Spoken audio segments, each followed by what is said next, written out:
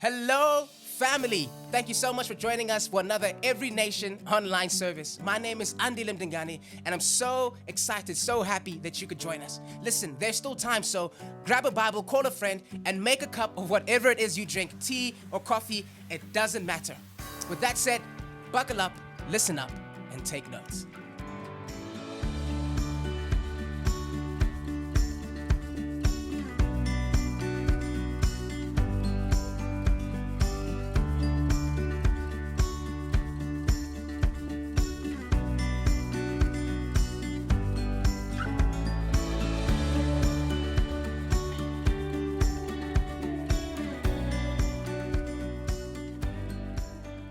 Hey family, my name is Guilliam. I'm the worship pastor here at Every Nation Faith City, and today I get the amazing privilege of sharing with you from God's Word.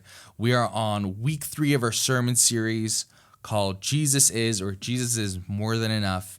And as a church, we've just been focusing on who Jesus is. Now, it might sound a little bit comical for us as a church to go, we're going to focus on Jesus, seeing as this is our whole purpose of being here, and it might feel like all we ever do is talk about Jesus. But if we're honest, it's really easy to lose sight of Jesus between all the stuff that's happening in our lives.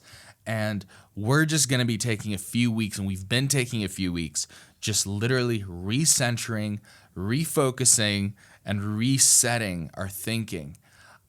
Jesus is more than enough. He's more than enough for our marriages. He's more than enough for our finances, for our schooling, for our future, destiny, struggles, and for our anxieties.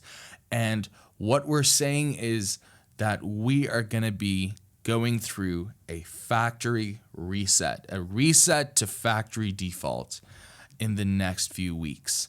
What we're also going to be doing specifically today is talking about a factory reset and talking about how we as believers can reorient ourselves to Jesus.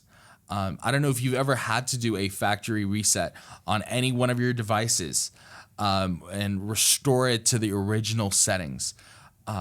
Usually it's not pleasant circumstances that lead us to do a factory reset.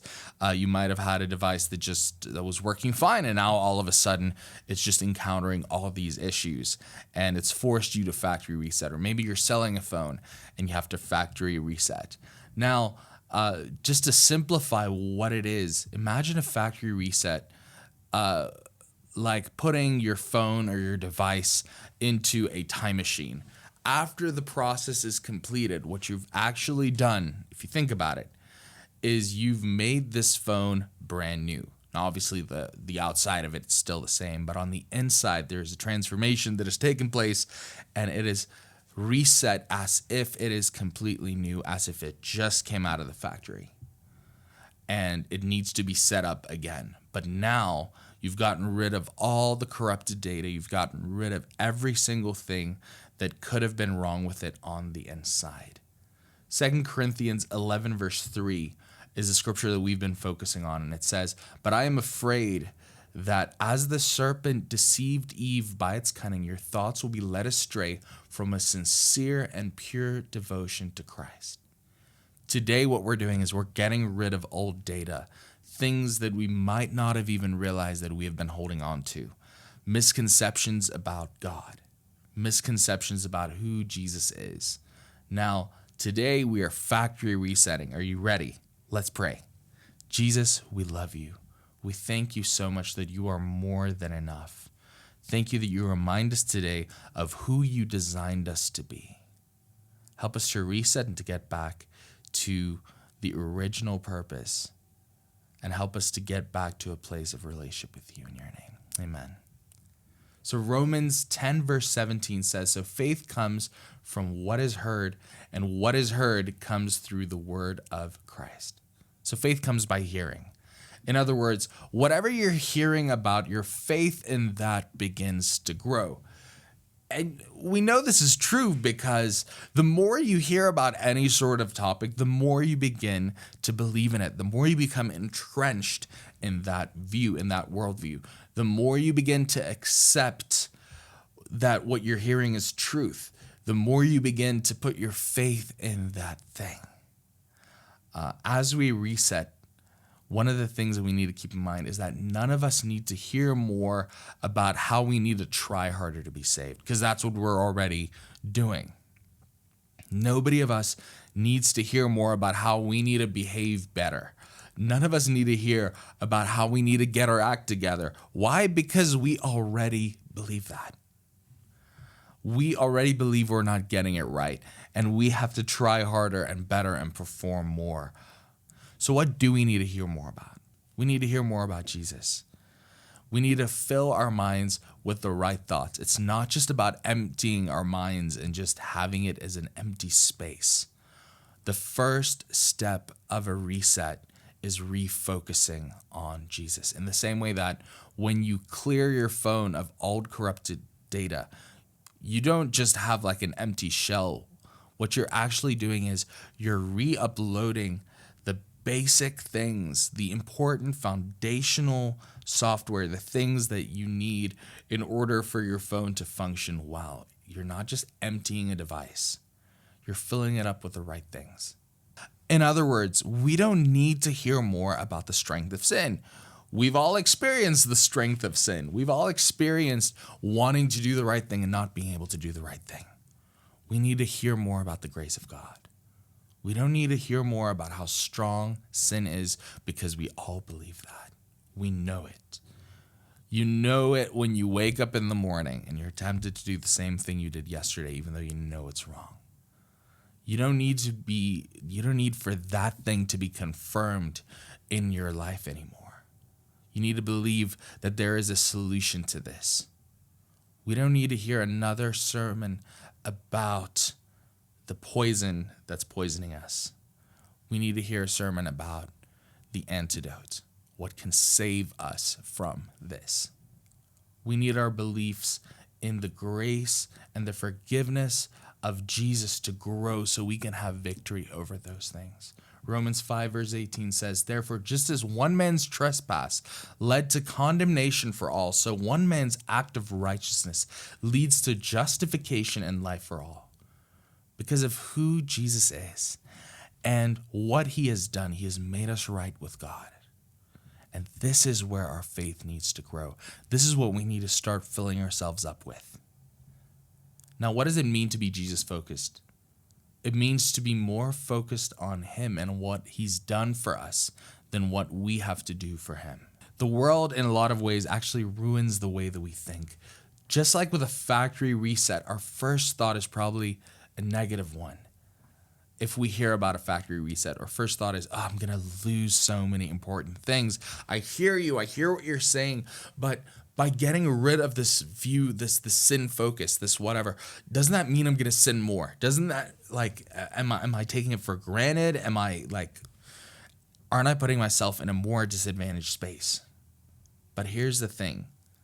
Sometimes surrendering to Jesus feels like I'm losing everything, because if you think about it, that's actually what's happening. We're losing everything we shouldn't be holding on to. Now, the second step of resetting, after having the right stuff restored, is revisiting. Luke 24 tells the story of what happened after Jesus' resurrection. So Jesus had just been crucified. He's dead, he's buried, he's in the grave, and the disciples think it's over. The disciples think it's done. There's nothing to be done anymore. They think that the thing that they gave their whole lives to is done. Jesus is gone. They're defeated. And so, in this context, here's what happens.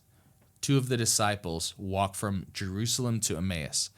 It's about an 11-kilometer walk, which doesn't sound far unless you've done an 11-kilometer walk lately, in which case it's a little bit further.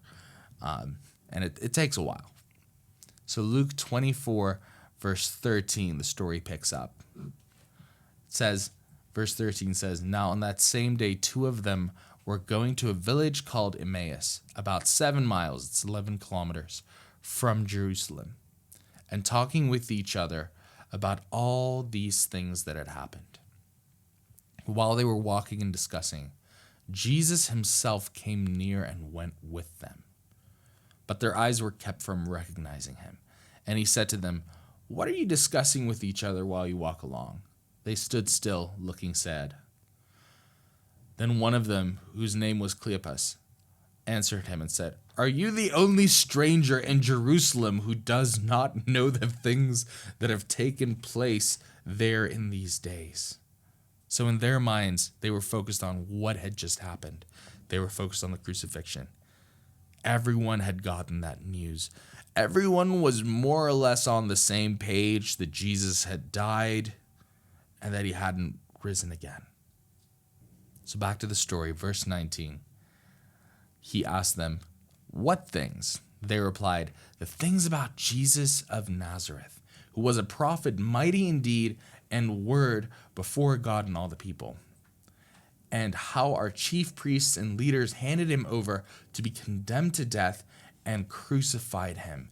But we had hoped that he was the one to redeem Israel. Yes, and besides all this, it is now the third day since these things took place. Moreover, some women of our group astounded us. They were at the tomb early this morning, and when they did not find his body, there they came back and told us that they had indeed seen a vision of angels who said that he was alive." So up until this point, so here's what's happening is, so these disciples are walking, and they had heard many times over, and they had seen with their own eyes that Jesus had died and that he was buried.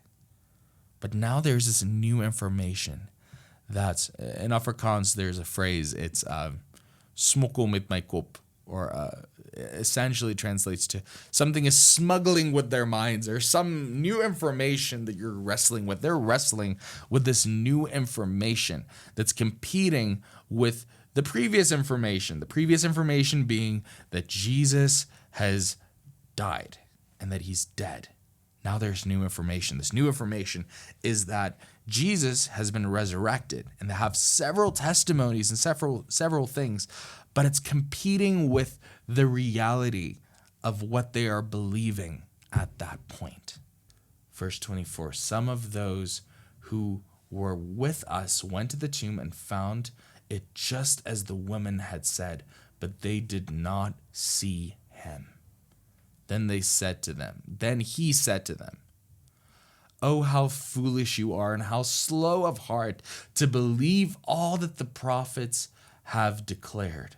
Was it not necessary that the Messiah should suffer these things and then enter into his glory?" Then, beginning with Moses and all the prophets, he interpreted to them the things about himself in all the scriptures. So here's what's happening is Jesus is kind of like he's holding himself in, but at some point he gets frustrated and he goes, no, you're telling the story wrong, so to speak. He's in this space where he's going, you're missing the point. This was necessary. Now here's what happens. A lot of times, part of the resetting isn't just filling ourselves up with new information. It's revisiting old information with a new lens. If you have a camera lens that allows you to see in the dark, then you can revisit dark places that you might have been to before where you couldn't have seen anything, that you can now see clearly with this camera lens. You might have tried to take pictures of things in the past with a phone that can't zoom in. But now that you have a huge camera lens, you're able to look at the exact same thing and take a much better picture. In the same way, what a factory reset does is it allows us to revisit past events, revisit past things with a new perspective, with the right perspective. Sometimes new information helps us and reminds us of his goodness in the past, but not only that, it gives us a new and a fresh perspective. Up until this point, the disciples only had the information that Jesus had died. And because of that, the conclusion that they drew was that it was a failure. And the new information of his resurrection contrasted and it conflicted with the information that they and the beliefs that they had already held on to. But now what Jesus did is he came and he said, no, but this was necessary. The death didn't lead to defeat. The death was the first step to victory. And then Jesus came and he actually unpacked the scriptures. Verse 27, then beginning with Moses and all the prophets, he interpreted to them the things about himself in all the scriptures. And he starts showing them. You see, in Genesis, you see this. In Exodus, you see this. You see this in Numbers. You see this in Judges. You see this in the Psalms. You see this with the prophets. You see this in Amos. You see this in Jeremiah. You see what the prophet Isaiah said about this. And here's what happens. So verse 28, and as they came near the village to which they were going, so for about this 2-3 hour walk, as they came near the village to which they were going, he walked ahead as if he were going on. But they urged him strongly, saying, stay with us, because it is almost evening and the day is now nearly over. So he went in to stay with them. When he was at the table with them, he took bread, he blessed it, and he broke it, and he gave it to them. Then their eyes were opened, and they recognized him, and he vanished from their sight. They said to each other, were not our hearts burning within us while he was talking to us on the road, while he was opening the scriptures to us? That same hour they got up and returned to Jerusalem, and they found the 11 and their companions gathered there. They were saying, the Lord has risen indeed, and he has appeared to Simon. Then they told what had happened on the road and how he had been made known to them in the breaking of the bread. So what happens is, so after this 2-hour walk journey, they're like, please come have dinner with us. It's amazing. Super excited. And then they realize who Jesus is. And when they realized who Jesus was, everything made sense. New information came in. As they revisited the old information, they got a new perspective on the traveler who was with them all this time. I think so many times what ends up happening is God is with us all the time, but we don't notice him because of our perspective, because of what we're choosing to focus on. Today, we might need God to come and remind us, Lord, show us the truth. Fill us up with the right information, then help us to revisit what we've been through in a new light. Now here, I'm going to say something and I'll explain it in a second, right? But prepare yourself. You are the most important preacher in your life because you're the one preaching to yourself 24 hours a day. I am the most important preacher in my life because I'm the one who has to listen to me 24 hours in the day. That doesn't mean everything I say is true, but I'm the one who's always preaching to me. So can I just ask you right now, what are you preaching to yourself? How are you revisiting your memories? What is your perspective on your past? Is it a journey of decay or is it a redemption story? Are the impossibilities in your life limitations or are they opportunities for God's miraculous work? I'm going to ask you again, what are you preaching to yourself? Is it about you or is it about what Jesus has done for you? Because whatever you're hearing, your faith in that thing is growing. Focus on what Jesus has done for you. I want to encourage you today. Focus on what he's done for you. Not what you have to do for anyone else. And you'd be amazed to see how your life begins to change. Does it make sense? Remember, and I'm going to end on this. Remember the story of Peter walking on water with Jesus. It's an incredible story if you haven't heard it before. So Peter, one of Jesus' 12 disciples, finds himself in a boat and there's a huge storm happening. Jesus isn't with them. They turn around and the disciples notice this ghost on the water. They think it's a ghost. And this ghost then tells them to calm down and says, "No, I'm Jesus." And then Peter, as a test to see if this is actually Jesus, goes, okay, if you're Jesus, call me out in the water. Which, if I was a ghost, I'd call him out on the water, just to have him drown, and then there's two ghosts. But this wasn't what happened, obviously. It's Jesus walking on water, and Jesus calls him out on the water. Peter walks on the water. Now, sometimes we find ourselves in a storm, a situation that brings us to the end of ourselves. I have no clue what I'm going to do in this situation. Now, Peter didn't walk on water because he was awesome. Peter walked on water because Jesus was awesome. And you might be in a situation right now where you feel like, you know what, I'm trapped. I'm in a boat. I'm trapped. There's nothing I can do. And I want to ask you today, are you sitting in that boat?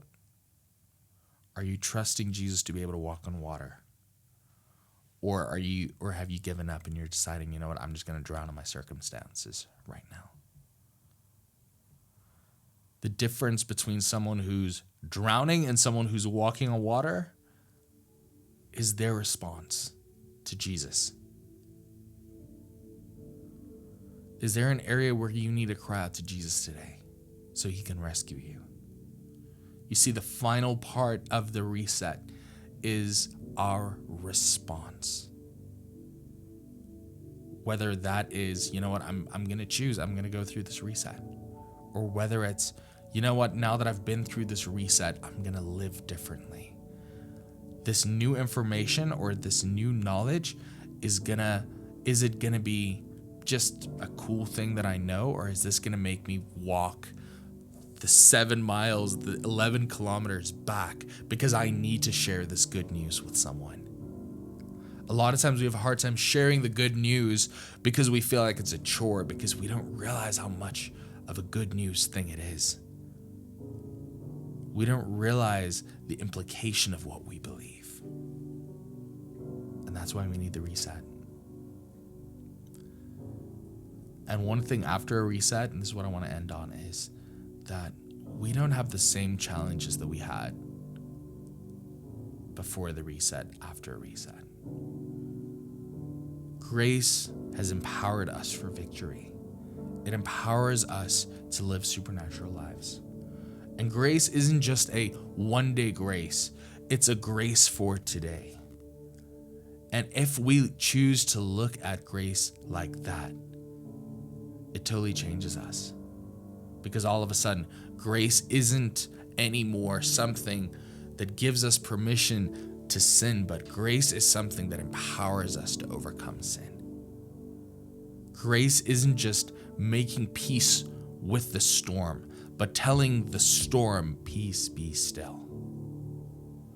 Grace isn't just believing that, you know what, one day when I die, I'll go to heaven, but it gives me grace so I can start trusting God for healing.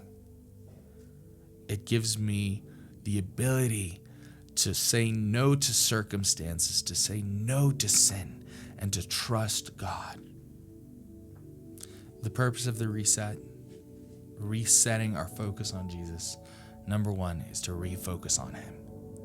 Number two, it's revisiting his grace. And finally, it's responding to it.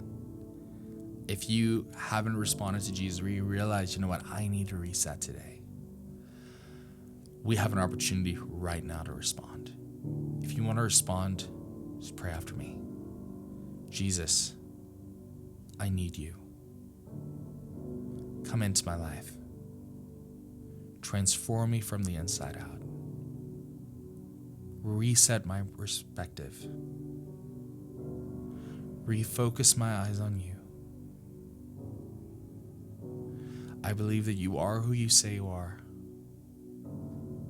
That you are the Son of God. That you became a man. Lived the life we couldn't live. Died for us in our behalf. And that you were raised to life on the third day. And that because of you and your sacrifice, I am safe secure, and reborn. And that now I'm a son or daughter of the Most High God. Thank you that because of you, I will never be the same again. In your name, amen. Wow, what a word. Family, did you take notes? I know I took notes. And if this touched you, and I know it did, then you need to do the following. See, we've been called to bring supernatural transformation to our world one person at a time. And it gets no easier than literally sharing this with a friend or family or anyone you can think of. So take the link, copy paste it anywhere, and make sure that someone else is blessed through this today. Also, we want to take a moment to thank you. This online platform has proven to be a blessing beyond even what we could imagine. And we've seen lives touched and transformed through these sermons and through everything we've been doing online. And thank you for being a part of that, whether it's through financially giving or through praying with us or whatever it is you've been able to do. And we want to encourage you to keep doing it. Help us bring that transformation to a world that so desperately needs it.